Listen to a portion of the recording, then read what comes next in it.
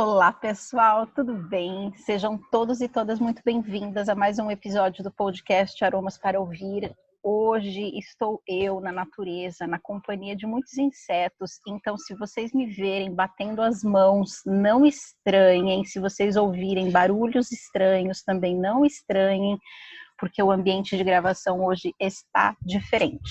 Então, para quem não me conhece, eu sou a Estela Kiel, aromaterapeuta, professora, empreendedora, e esse podcast, ele fala sobre todos os aspectos possíveis de aromaterapia. E hoje eu convidei uma pessoa super especial, ela é professora também no curso Jornada Aromática Online, que é a Natália Mancini, e ela veio falar para a gente sobre sistemas de produção de ervas aromáticas.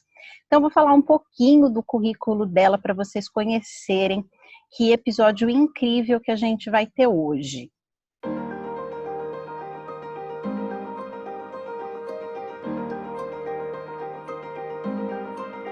A Natália, ela é gestora ambiental e pós-graduada em meio ambiente pelo SENAC. Ela tem mais de 5 anos de experiência em cultivo orgânico e agroecológico, com vivência em diversos lugares do Brasil. Hoje, ela trabalha com hortas pedagógicas, agroecológicas e sensoriais, e ela também é estudante de espagiria e fitoenergética. Natália, seja muito bem-vinda. Eu vou pedir para você se apresentar e contar um pouquinho da sua história para o pessoal. Como foi que você chegou nesse seu trabalho como gestora ambiental e especialista em sistemas de produção? Como você me falou, né? Já falou, eu já estou nessa jornada já faz 8 anos de virada de carreira. Eu preciso da quantidade de anos. Eu também era do banco, já trabalhei em diversas grandes companhias na área de TI e não era o que me fazia feliz. E tive também essa virada de jornada de vida. Entendi que o meu propósito era, de fato, trabalhar com as plantas, trabalhar com as pessoas, com o meio ambiente.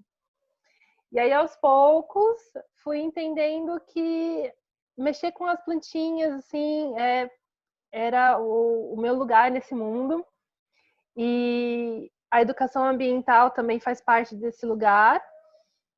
E as hortas pedagógicas, sensoriais, e agora a espagiria, as plantas medicinais, têm me acompanhado nesse dia a dia que eu tanto amo. Nath, e para a gente entrar aí no nosso tema desse episódio, né, que a gente vai falar sobre os sistemas produtivos de ervas aromáticas.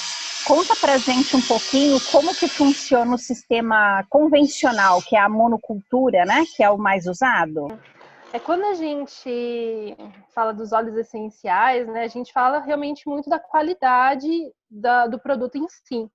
Mas também fala, né, da energia que aquilo está transmitindo, né, e do cuidado com o ser humano. E quando a gente olha para trás, para ver da onde veio esse óleo essencial, a gente tem que olhar essa cadeia produtiva e ver como que foi produzido isso, né? E atualmente os sistemas produtivos que são mais comuns, mais tradicionais, né, nem são tão tradicionais, porque eles são super recentes.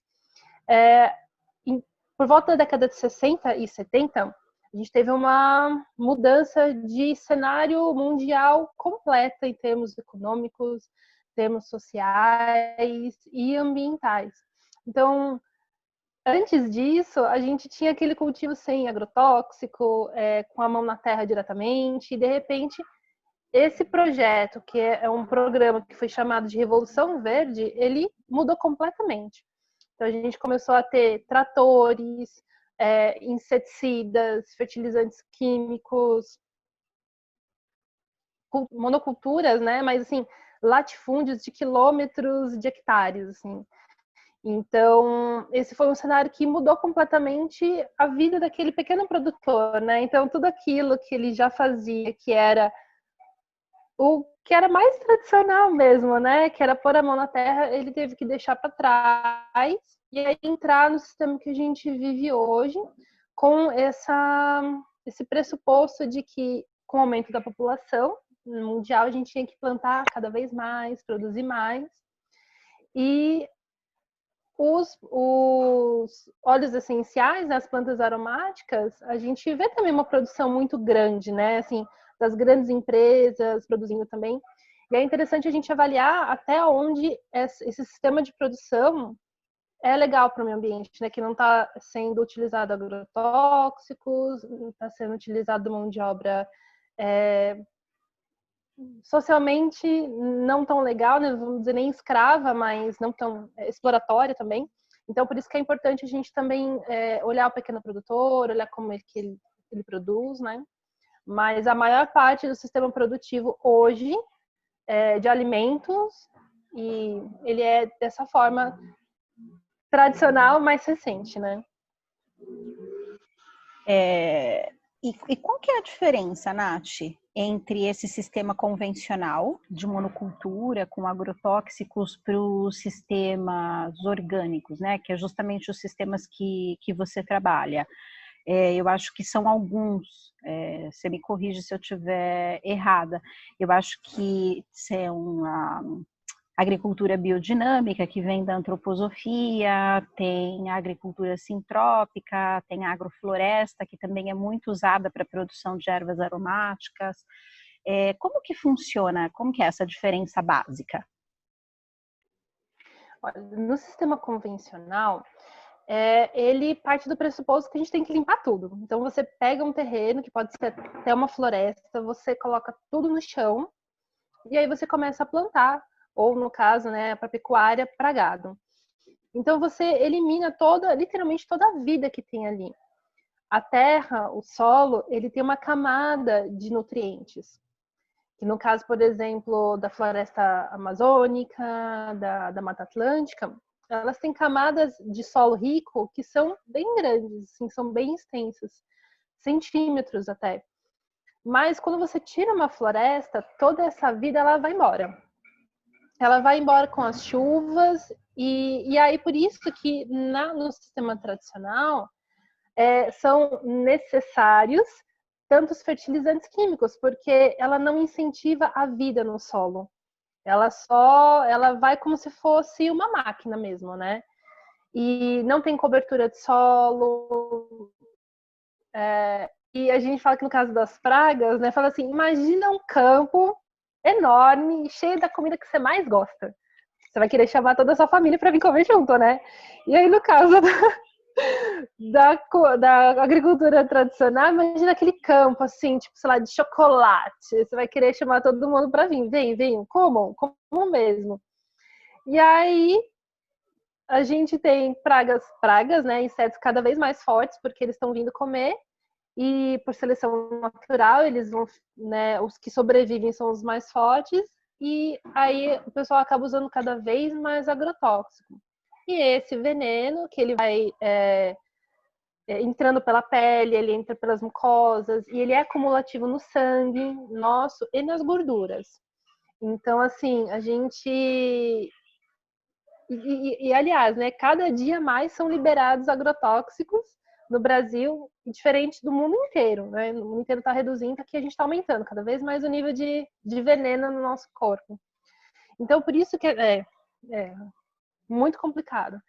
Então, por isso que a gente tem que ir observando esse lugar, né, no nosso dia a dia também, de entender como que funciona esse sistema para a gente ir evitando cada vez mais os biocidas no nosso corpo. E aí a diferença, né, desses sistemas que eu trabalho, e que graças a Deus, cada vez mais a gente tem mais pessoas que estão entendendo que isso não é legal nem para nós, nem para o meio ambiente, para as plantas, para a água que a gente, né? E aderindo a esse sistema orgânico. No sistema orgânico, de forma geral, a gente não vai utilizar nenhum fertilizante químico e nenhum agrotóxico. Aí nós temos várias linhas que são que trabalham de algumas formas diferentes, mas elas vão usando algumas técnicas diferentes, que eu vou falar agora para vocês.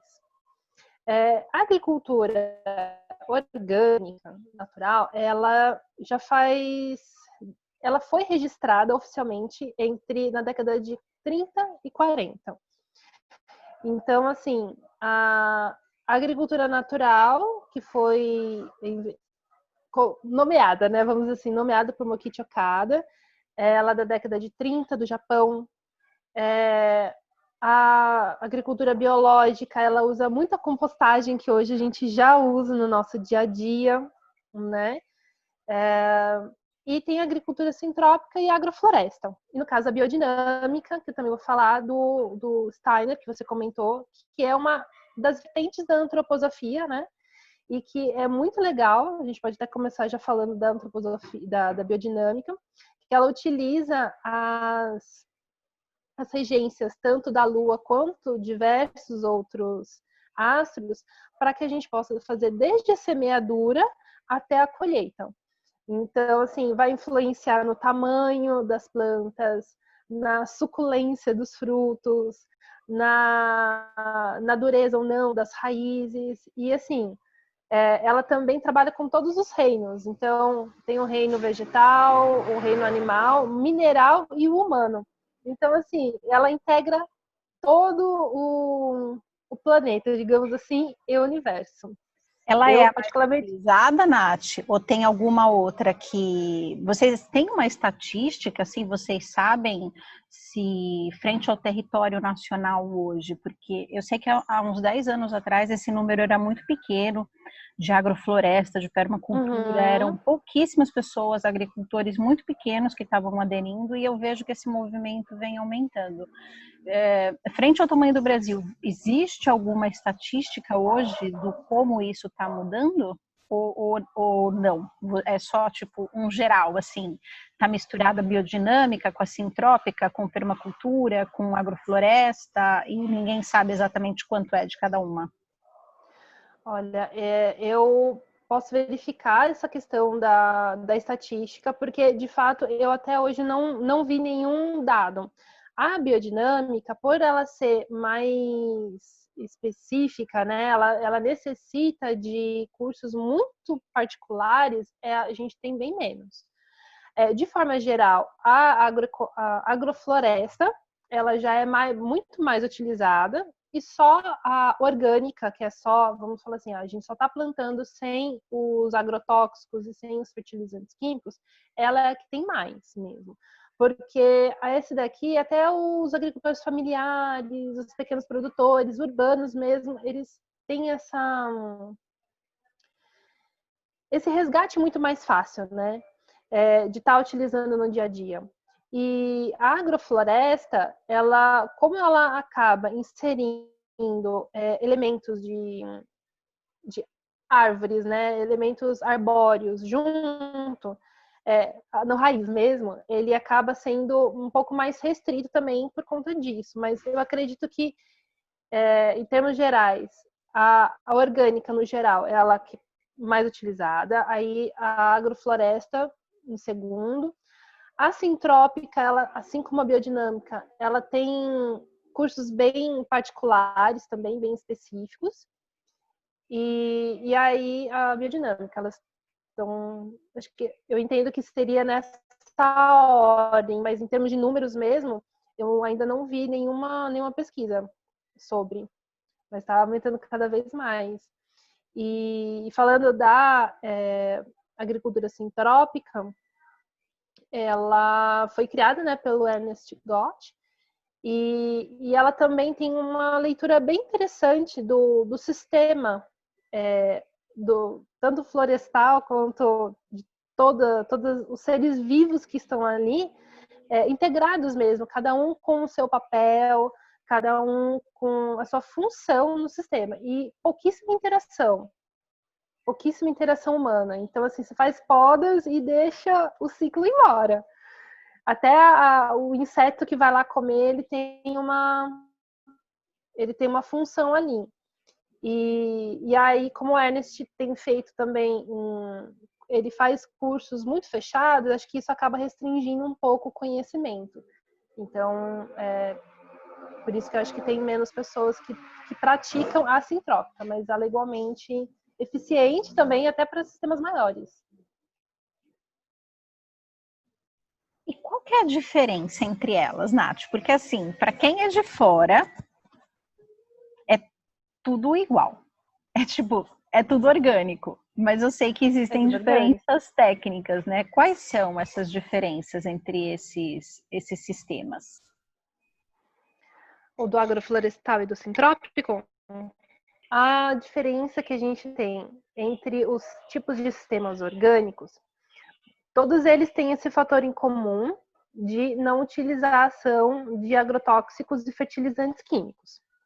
Aí, no caso da agrofloresta, ele trabalha com as plantas que são menores, tipo, até os legumes e hortaliças, junto com as ervas medicinais, e a inclusão de plantas maiores, como árvores mesmo, árvores frutíferas.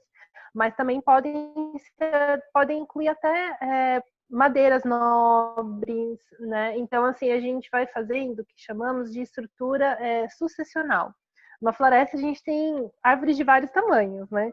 E aí a gente tenta reproduzir esse sistema de estratos, que a gente chama, que cada um tem uma altura diferente, utilizando plantas que a gente gostaria de cultivar, né? Para alimentação ou para construção.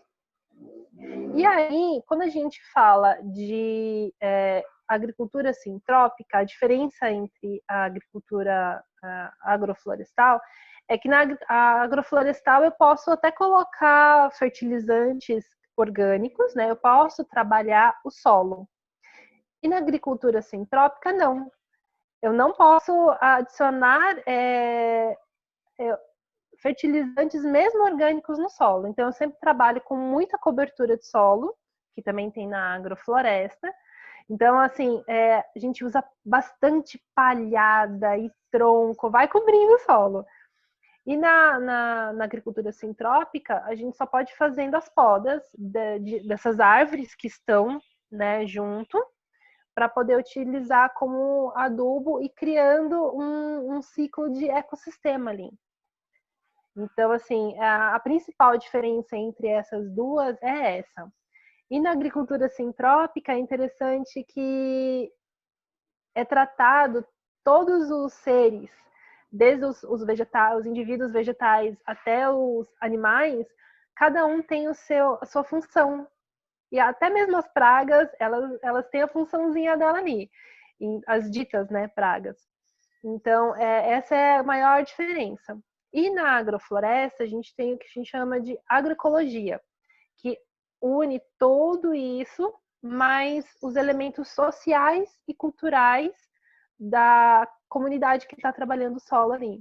Então, aí, quando a gente fala de quilombolas, de comunidades ribeirinhas, esses conhecimentos, eles também entram na agroecologia. Essa beleza da coisa, né? Que cada região do Brasil trabalha de um jeito, né? Muito lindo. E aí a gente consegue aproveitar todo esse conhecimento cultural e estando sem agrotóxicos nenhum. Então, eu sou apaixonada pela agroecologia. E quando a gente fala de produção de ervas aromáticas especificamente, né, destinadas para a produção de óleos essenciais, como que é conectado esse sistema de produção com as ervas aromáticas, assim, em termos de impacto, o que gera para a gente? No caso, a gente tem visto muitos pequenos produtores que utilizam esse sistema agroflorestal, e aí se inclui nessa questão da agroecologia, para produzir essas ervas medicinais. Porque como você consegue aproveitar muito melhor o espaço de produção utilizando essa técnica, a gente verifica, a gente pode observar assim, ganhos de tanto energéticos, tanto a qualidade da erva ela é outra, né? Porque muitas vezes o pessoal ele faz a irrigação com água de chuva, o solo ele está muito mais rico, então, as plantas elas crescem já de uma outra forma. As mãos que manuseiam sempre são pessoas que estão mais próximas. E então assim a gente utilizando essas técnicas a gente tem ganhos econômicos, sociais e ambientais. E aí, claro que daí o óleo essencial que a gente tem, ou hidrolato, ou óleo vegetal, seguindo todas essas técnicas orgânicas, ele vai ter uma qualidade infinitamente melhor, né? E tem esse diferencial. E no caso da parte social, a gente vê pequenos produtores, muitas mulheres, inclusive, que estão conseguindo gerar renda e também ter qualidade de vida infinitamente melhor utilizando essas técnicas em terras que elas já tinham, por exemplo, né? Ô, Nath, e assim, quando a gente fala de sistema produtivo, eu acho que traz pra gente uma coisa muito afastada, sabe? É como se a gente falasse de uma realidade que é muito distante da gente.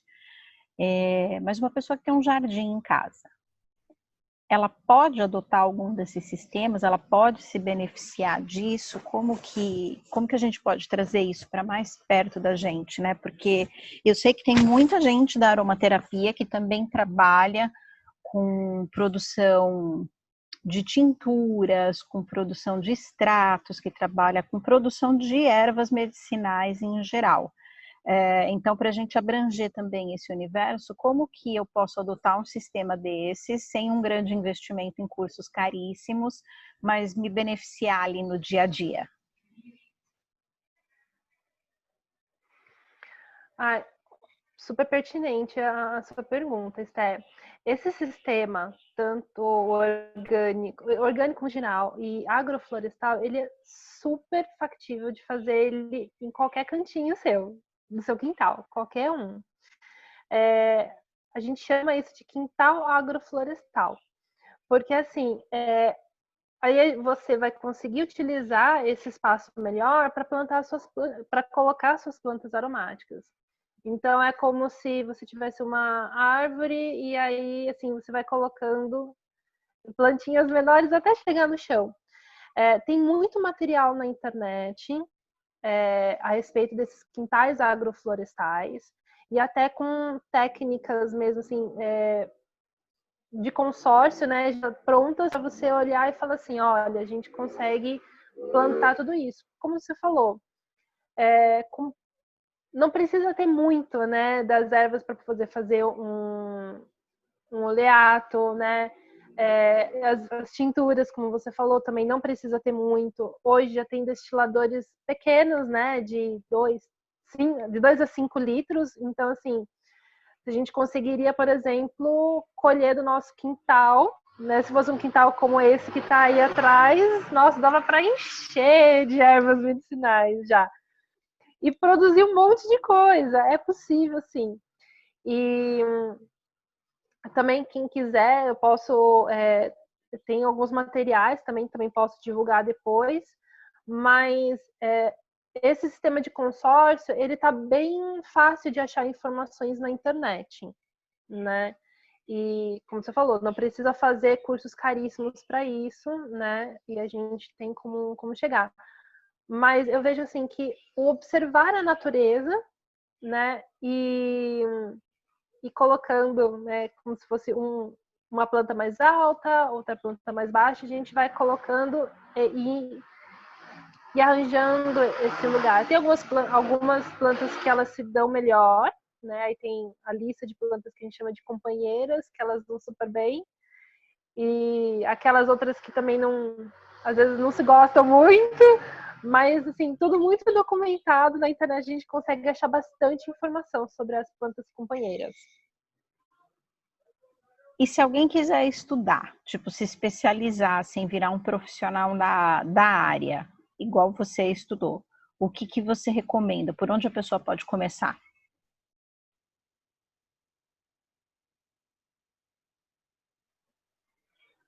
Puxa, olha, a gente tem muitos livros que podem ajudar. Os livros da Ana Primavesi, eles são livros ótimos para a gente entender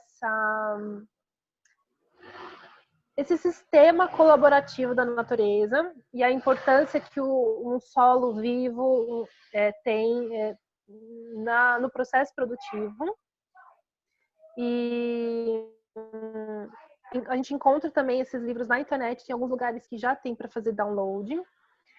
Cursos de agroecologia, eles não são... Ainda a gente não tem muitos, né? E acabamos estudando muito na prática. E nas vivências direto com os produtores também, né? Acho que isso também é muito importante, aquele conhecimento ancestral que a gente pega. E na internet, no site da Embrapa, tem surgido bastante cursos de agricultura orgânica e até agrofloresta que você pode fazer gratuito, online, e começar a fazer essa... É uma jornada, né? Aquela relação que a gente vai criando ao longo do tempo com as plantinhas. Mas através do site da Embrapa a gente consegue já ter bastante informação. E foi, assim, algo que eu achei incrível, porque normalmente são sites que trabalham só com a agricultura tradicional e agora já está começando a divulgar esses conhecimentos. E tem um site que também chama Quintal Agroflorestal, que também tem bastante material legal lá. Isso é muito interessante, né? Porque quando você pega um órgão como a Embrapa, que é super voltada para o agronegócio, divulgando sistemas orgânicos, a gente nota que alguma coisa está mudando, né, Nath? E isso é uma boa notícia. Talvez a gente não viva para ver essa mudança, mas as gerações futuras, quiçá elas consigam viver num mundo com menos veneno, né? Vamos torcer para dar certo. Sim, já está dando, já está dando. Verdade. Nath, tem alguma coisa que eu não tenha te perguntado que você acha importante falar para o pessoal, deixar um último recado, alguma mensagem de como a gente pode trazer esses sistemas, de cuidar disso no nosso dia a dia, a questão de agrotóxicos, de lixos, compostagem, alguma coisa nesse sentido? Sim. A gente fala que o plantar, seja comida, seja o temperinho, seja o chá, ele já é um ato político, né? A compostagem, então, mesmo dentro de casa, o mínimo que a gente consegue fazer, ele também já vai diminuindo o impacto que a gente tem no nosso planeta. Se todo mundo conseguisse fazer um pouquinho, a gente tem uma grande diferença no final, né? E são nesses pequenos atos que a gente se reconecta com a natureza, né? Ter esse olhar de que nós somos natureza, né? Às vezes a gente se exclui dela, né? A gente pensa, não, a planta, o bicho, o mar. Não, nós estamos fazendo parte dele. E aí, quando a gente se vê dentro dele, a gente começa a se cuidar melhor e a cuidar melhor do que está ao nosso entorno, né? Então, comer menos veneno é cuidar do nosso templo interno e do nosso templo externo, né? O nosso grande quintal. Então, essa mudança de olhar, ela se faz necessária mais do que nunca, né? Diante de toda a situação política que a gente está vivendo, que cada vez mais tem agrotóxico na nossa água, nos nossos alimentos e no nosso remédio, né? Que, querendo ou não, o alimento e a água é o nosso remédio diário. Então, o recado é esse, para a gente começar a se não policiar, mas ter esse outro olhar sobre tudo. Aí entra o lixo que a gente descarta e a planta que a gente tem em casa, o alimento e a água. E é isso. Perfeito. E eu acho que em termos da aromaterapia, é muito a gente também desenvolver uma relação com o fornecedor e saber a origem daquele óleo essencial. E uma coisa que eu sempre falo para as alunas da jornada é perguntem para o fornecedor de vocês de onde aquele óleo vem, se existe um processo de rastreabilidade. Os pequenos produtores também é muito interessante a gente dar preferência para comprar deles, até para incentivar esse tipo de agricultura mais familiar, uma agricultura mais ecológica e sustentável, né? Porque os sistemas menores, eles são muito mais sustentáveis do que os sistemas gigantescos de monocultura. Então, é o pouco que eu acho que a gente pode tentar fazer e para não destruir mais, né? Mas de trabalhar assim com aromaterapia em conjunto realmente com a natureza. Mas, Nath, Sim, eu queria...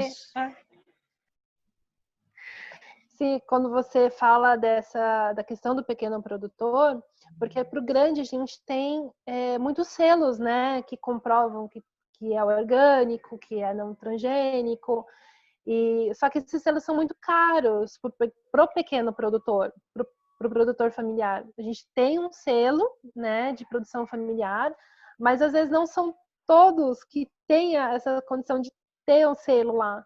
Então, por isso que é tão importante, como você falou, a gente entender, saber da onde que vem, né, como é produzido, né, porque às vezes você está apoiando um produtor que é super pequenininho lá do meio da Amazônia, ou da Caatinga, ou do Cerrado, e que não vai ter essa condição, e aí você, de repente, consegue fomentar essa família, esse grupo de mulheres, os quilombolas, os ribeirinhos, que tanto precisam dessa fonte de renda. E, claro, a gente ter uma outra energia no material que a gente está utilizando, a matéria-prima que a gente está utilizando. Esses pequenos produtores, eles têm uma diferença, né? Eles fazem o trabalho com um brilho no olhar e com muito amor no coração.